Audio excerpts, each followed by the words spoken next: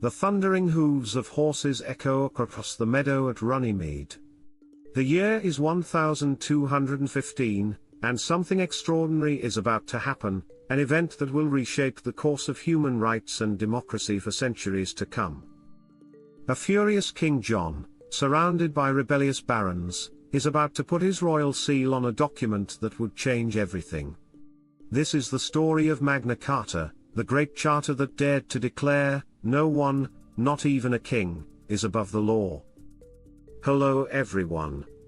Today's story takes us back over 800 years, to a time when kings ruled with absolute power, and the common people had virtually no rights.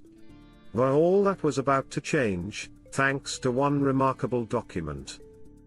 Before we tell you how this revolutionary charter came to be, let's paint a picture of medieval England. The year is 1199, and King John has just taken the throne. Now, John wasn't exactly winning any popularity contests. His nickname?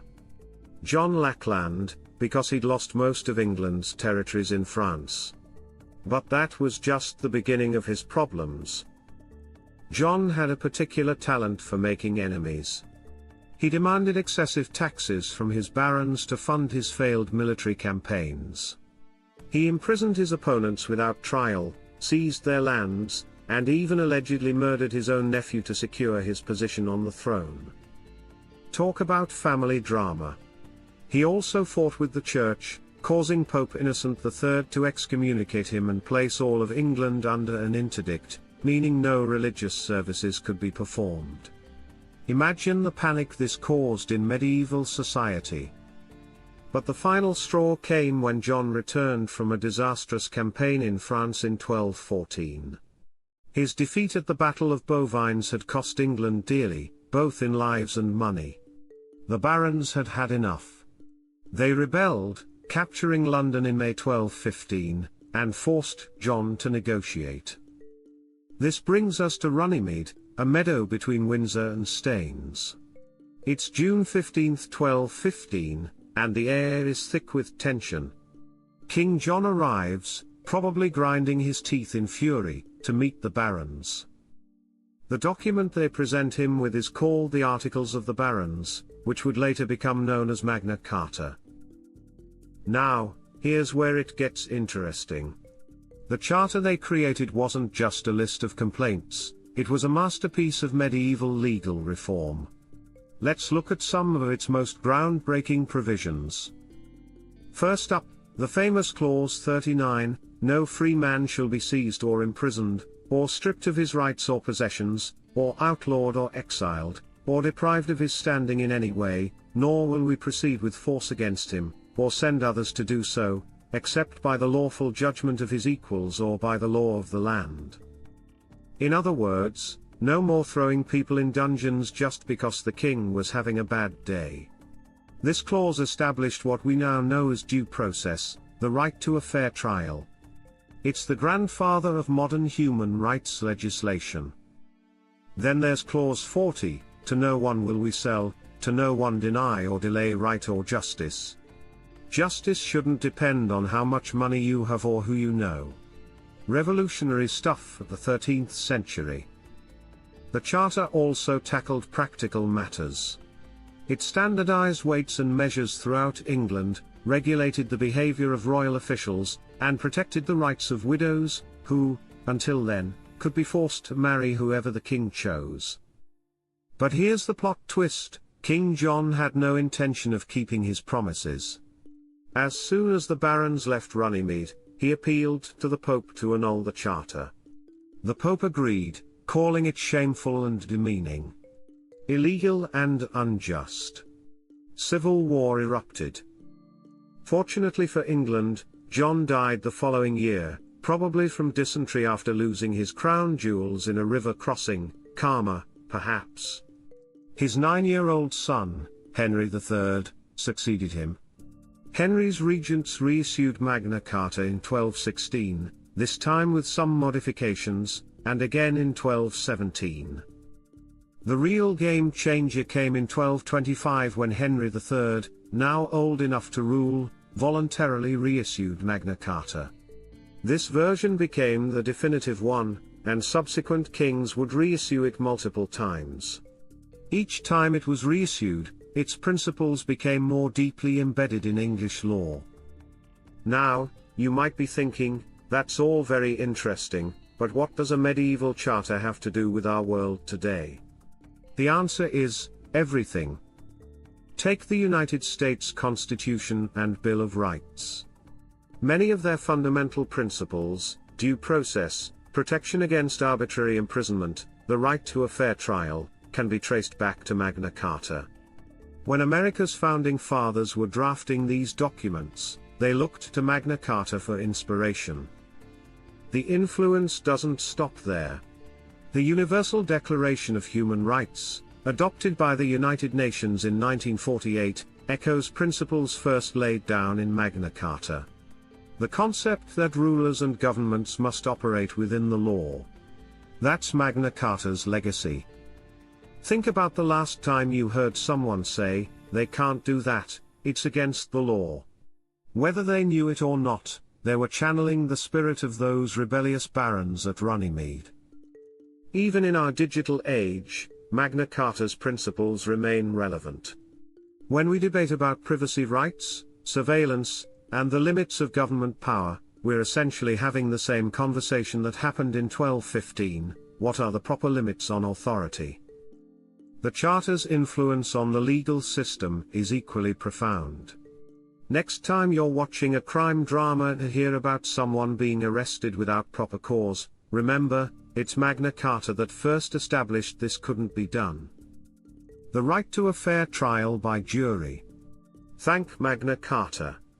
The principle that justice shouldn't be for sale. Magna Carta again. Consider this, in 2015, when the Supreme Court of the United States cited Magna Carta in a case about excessive government fines, they were using an 800-year-old document to solve a modern legal problem. That's staying power. But perhaps Magna Carta's greatest legacy isn't any specific legal principle, it's the idea that power should have limits. In 1215, this was revolutionary. Today, it's the foundation of democratic societies worldwide.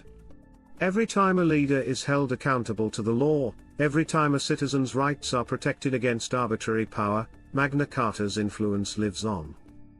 The story of Magna Carta also teaches us something crucial about social change. It wasn't created in a vacuum by enlightened philosophers, it was the result of real people standing up to authority and demanding better. The barons might have been acting in their own interests, but they created something that benefited everyone. Some historians argue that Magna Carta's importance has been exaggerated, that we've read too much into a feudal document. But isn't that missing the point? What matters isn't just what the Charter said, but what it inspired people to believe was possible, that law should apply equally to everyone, that rights should be protected, that power should have limits. Think about it, in 1215, the idea that a king should be bound by law was radical. Today, we take it for granted that even the most powerful must obey the law. This transformation in thinking is perhaps Magna Carta's greatest achievement. The physical document itself still exists. 4 original copies survive from 1215, 2 kept at the British Library, 1 at Lincoln Cathedral, and 1 at Salisbury Cathedral. They're not much to look at, yellowed parchment covered in tiny Latin text. But these humble documents changed the world. Looking at Magna Carta today, we might be tempted to focus on what it didn't do. It didn't create democracy. It didn't give rights to everyone. Many of its protections applied only to free men, a minority in medieval England. Women, peasants, and serfs weren't included. But that misses the crucial point. Magna Carta established the principle that rights could exist at all, that they could be written down and protected by law. This principle would grow and expand over centuries. Each generation would look at Magna Carta and ask, if these rights are good for some, why not for all? The answer to that question led to the gradual expansion of rights and freedoms we enjoy today. As we face new challenges in our modern world, privacy in the digital age, the balance between security and freedom, the rights of citizens in a global economy, Magna Carta's principles remain relevant. When we debate these issues, we're building on a conversation that began in a meadow in England over 800 years ago. In closing, consider this: Magna Carta survived because each generation recognized its value and fought to preserve it. Now it's our turn. As we navigate the challenges of our time, we might do well to remember those barons at Runnymede, who dared to tell a king that no one is above the law. The document they created wasn't perfect, but it was a beginning. It showed that change is possible, that rights can be won, that justice can prevail. In our own time, as we face our own challenges to freedom and justice, that's a lesson worth remembering. So next time you hear about Magna Carta, remember, you're not just hearing about an old piece of parchment. You're hearing about an idea that changed the world, an idea that power should have limits, that rights should be protected, that law should apply to everyone. An idea that, 8 centuries later, is more important than ever. That's the true legacy of Magna Carta, not just what it was, but what it inspired people to believe was possible. And in that sense, the story that began at Runnymede in 1215 isn't over. It continues with us, here and now, as we strive to build societies worthy of those ancient principles of justice, rights, and the rule of law. Remember, while King John may have signed Magna Carta unwillingly, its principles outlived him, outlived the medieval world that created it, and continue to shape our lives today. That's not just history, that's a revolution that never ended. Thank you for joining me for this look at one of history's most important documents. If you found this interesting, please like and subscribe for more historical content. Until next time, remember, the freedoms we enjoy today were hard-won, and it's up to us to protect them for future generations.